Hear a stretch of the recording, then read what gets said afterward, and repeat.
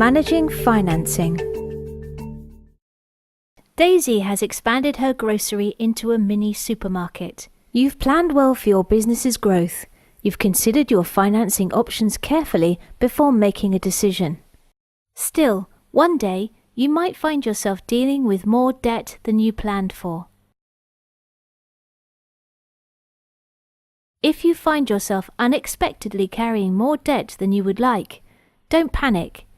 There are options available, but they require action on your part. This lesson will help you.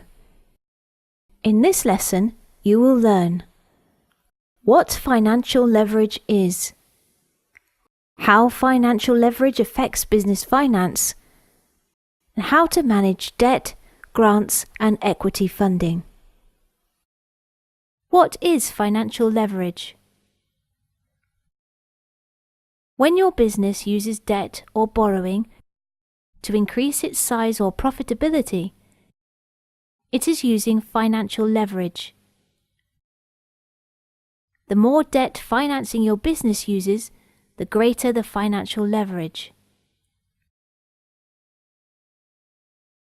A high degree of financial leverage means your business has more assets financed with debt.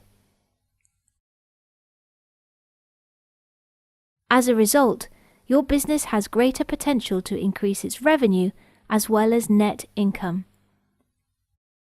However, debt comes with a cost, and interest payments will also increase, so your net income can be negatively affected. Financial leverage is a useful tool for growing your business, but you need to make sure it is working for you, not against you. How to manage your debt. When a substantial portion of your cash expenses goes to paying down debt, rather than investing in the business, your business will struggle to grow. If expenses and debt consistently exceed revenue, your business can get into trouble. You can prevent these situations by managing your debt efficiently. The first step in managing your debt is to be aware of all your business's outstanding debt and monthly payments. Make your debt payments on time to maintain a strong financial reputation. A strong financial reputation makes it easier to get loans when you need them in future.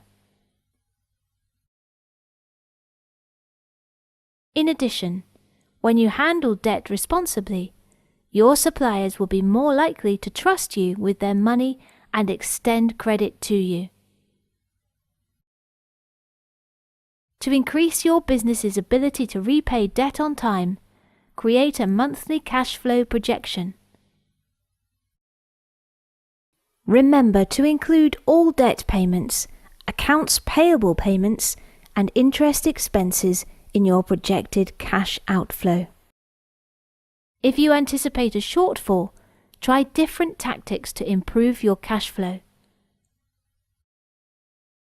Review what you learned in week 3.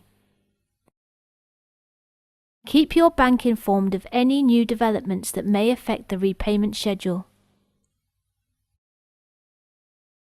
If your business has enough extra cash and your loan agreement allows prepayment, pay more than what is required each month to reduce interest expenses. You can also lower your interest expenses by looking for a cheaper loan to pay off a more expensive loan. Let's take a break and check what you've learned.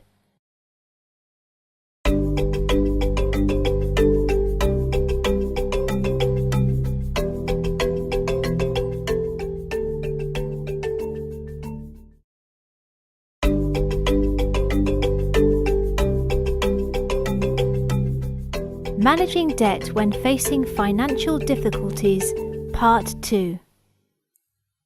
If things don't turn out as you expected and your business faces a sudden shortfall, What do you do?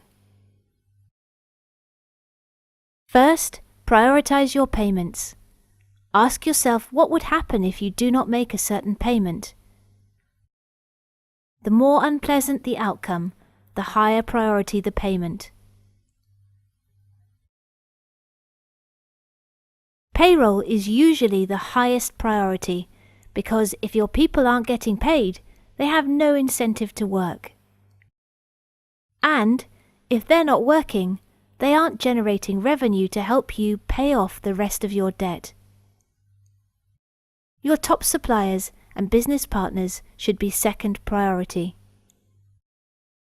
If they stop supplying you, your production will be interrupted.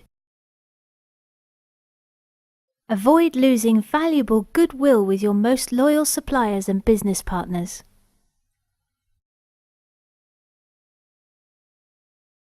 Operating costs such as rent and utilities are probably next. You need to pay these bills to keep running your business. Next would be any overdue payables. If you don't pay, your credit score will be impacted, which will affect your ability to borrow money in the future. Next is secured debt. If you don't pay amounts due, creditors can take your assets. Credit cards, penalties or interest charges can pile up quickly. Finally, other unsecured debts.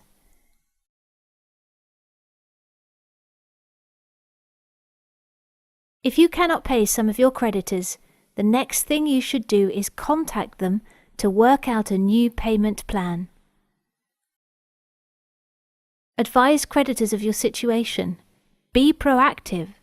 If you approach them before you miss payments, they're more likely to cooperate and agree to your terms. Make it clear to them that you have a comprehensive plan for resolving it. Stay positive. Tell them you want to pay in full but need to renegotiate terms for that to happen. Since it's in everyone's interest to find a solution and avoid default, loans are often restructured to accommodate a borrower in financial difficulty. You may be able to renegotiate your bank loan so it's spread over a longer term to reduce the monthly repayment cost. You may request to switch to an interest-only loan. With this type of loan, you pay only the monthly interest and don't reduce the balance owed. But if you do this, make sure you have the option to add a principal payment at any time, either on a regular basis or whenever you have extra money available. In brief, when facing financial difficulties, you should prioritize your payments, inform your creditors, and proactively request for a loan restructure. Are you confident now that you know how to deal with debt during financial difficulties? Let's check what you've learned.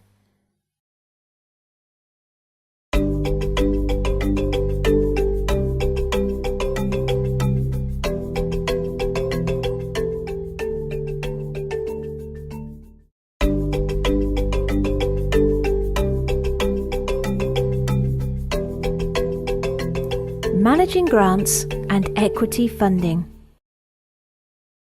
A grant is generally free money with no interest payments, no late payments, and no collateral. And you don't have to pay the money back. Sounds good, right? However, grants usually come with specific instructions for how you may use the money, as well as compulsory reporting. Once your grant has been awarded, you should be aware of the process for closing the grant account and returning unspent funds or non-qualified expenses. First, make sure you use the funds properly and complete all required reports on time. Generally, the reports have two components: activities undertaken and expenses incurred. Reports on activities serve to demonstrate progress with planned activities and achieved results. Reports on expenses serve to demonstrate that the grant funds were used to cover eligible expenses. If your business uses equity financing, you don't have to worry about interest expenses or paying back the money if you don't profit.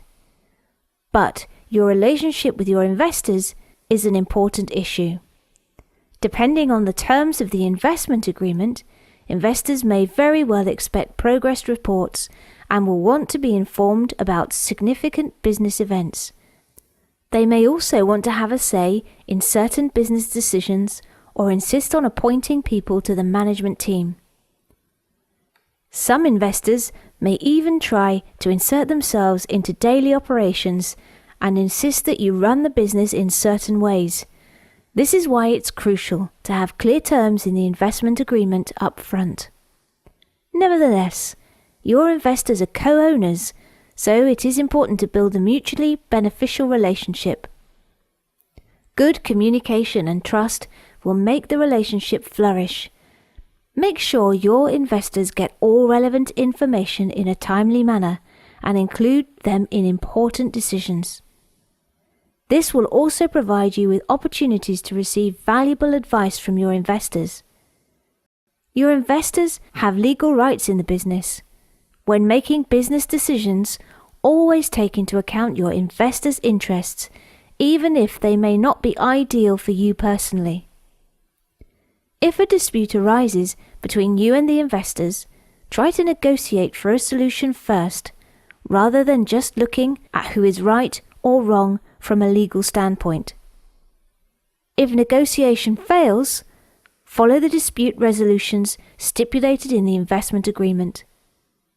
Again, it's crucial to be sure ahead of time that the investment agreement addresses the issue of dispute resolutions clearly and comprehensively.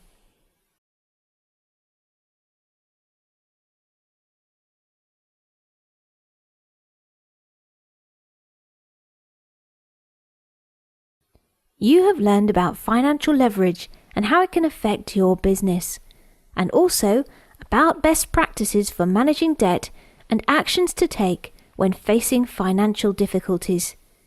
You can now feel more confident taking on external financing to implement your growth plan.